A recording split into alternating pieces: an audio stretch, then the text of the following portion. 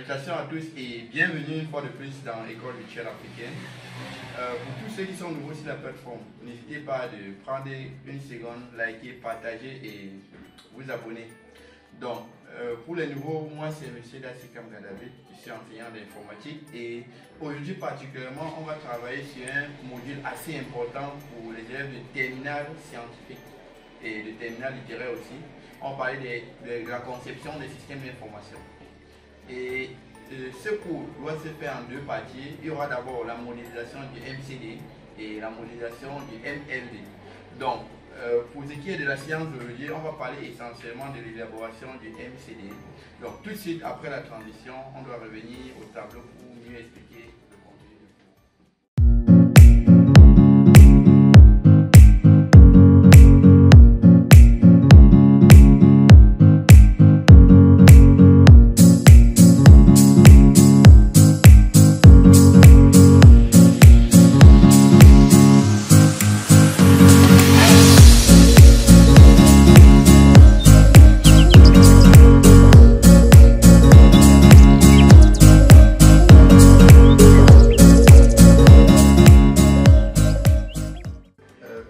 Bon, comme je le disais tantôt à l'introduction, aujourd'hui nous sommes en informatique et en train de terminale ACDTI. Et on va parler de la conception des systèmes d'information. Donc, pour cette première vidéo, nous sommes dans la partie conception parce qu'il y aura la conception et l'implémentation. Dans l'implémentation, on va parler des bases de données, on va faire les requêtes et tout. Donc, aujourd'hui, ça c'est la première partie qui porte sur l'élaboration du MCD. Et comme vous voyez au tableau, on doit aborder trois points essentiellement. Les éléments du MCD, la représentation du MCD et la méthode de conception. Donc, en ce qui concerne les éléments du MCD, dans le MCD, il y a environ 7 éléments essentiels. Premier élément, c'est quoi? Entité. L'entité, c'est un élément matériel ou immatériel qui a un rôle dans le système utilisé. Donc, et dans la formalisation des entités, on met souvent des rectangles, comme vous voyez là, à deux compartiments. Le premier compartiment porte le nom de l'entité et les autres compartiments portent d'autres éléments qu'on va revenir sur ça. Comme deuxième élément, nous avons l'association. L'association, c'est quoi? C'est un lien sémantique ou un lien logique entre plusieurs entités. Donc, et généralement, cet élément est matérialisé, cette association est matérialisée par l'ellipse. Et l'ellipse nous a deux compartiments. Le premier compartiment en haut, c'est on met le nom de l'association et en bas, il y aura d'autres informations que je vais vous dire dans la suite. Par la suite, nous voyons les propriétés.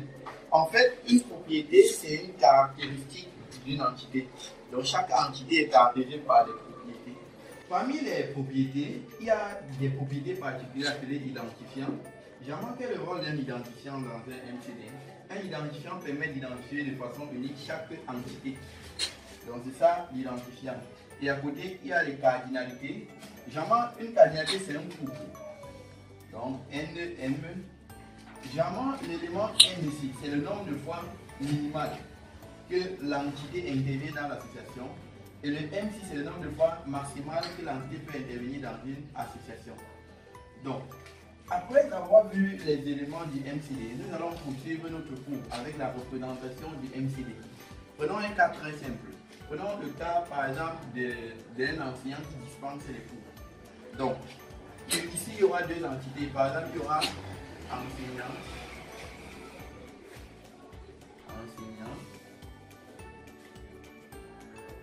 il y aura dispensé comme association. Et il y aura cours.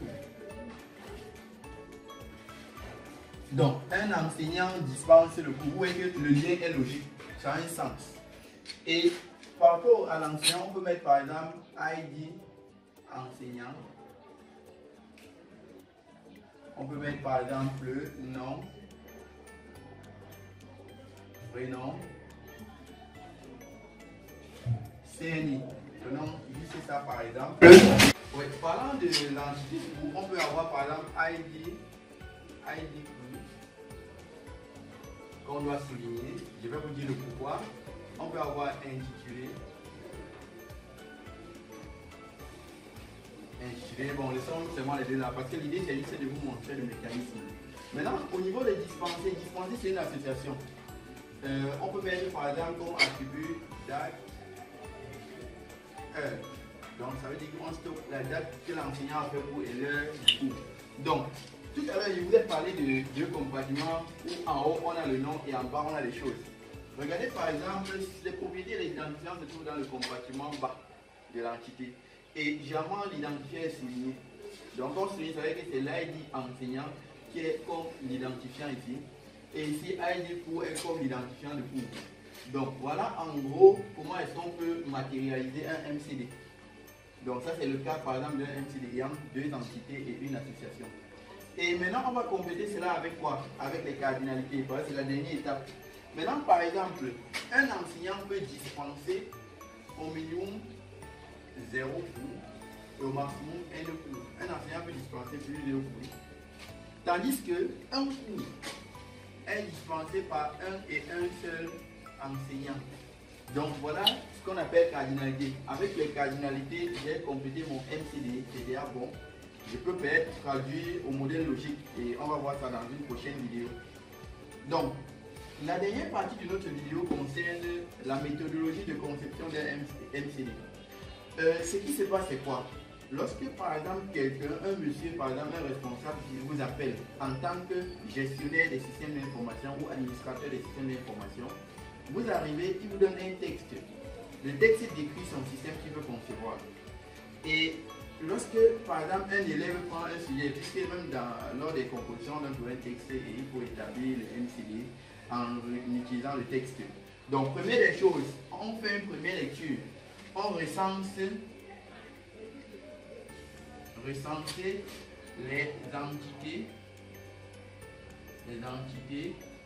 ainsi que les propriétés. Maintenant, je vais vous donner quelques astuces. Bon, je vais vous donner quelques astuces pour connaître par exemple quel élément est entité. Je regarde, généralement les entités ont des caractéristiques qui sont appelées propriétés. Donc si on a donné par exemple un élément dans le texte et qu'on a donné ses caractéristiques, c'est que l'élément peut être considéré comme une entité. Et deuxième des choses, on identifie, donc identifier les associations. Donc identifier les associations. Généralement les associations sont des liens entre les entités. Comme à la deuxième étape, on a dit on devait identifier les associations. Lorsqu'on finit d'identifier les associations, qu'est-ce qu'on fait? On commence déjà à représenter les rectangles comme ça avec des ellipses.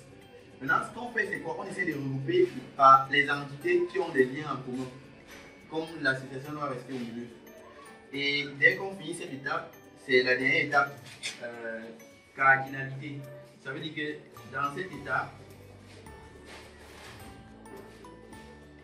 on relit le texte. Donc on relit le texte par exemple qu'on a mis à notre étude et on essaie de voir qu'est-ce qu'on a dit par rapport aux règles de gestion de l'entreprise.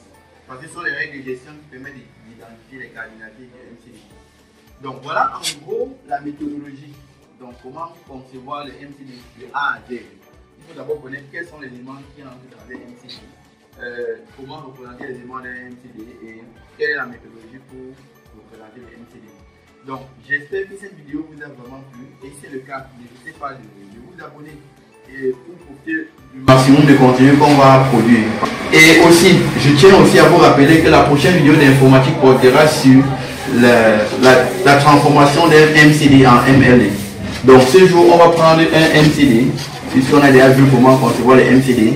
On va traduire des A à Z jusqu'à obtenir le modèle logique qu'on pourra implémenter par la suite avec des requêtes. Donc merci pour votre attention et à nous revoir à la prochaine vidéo.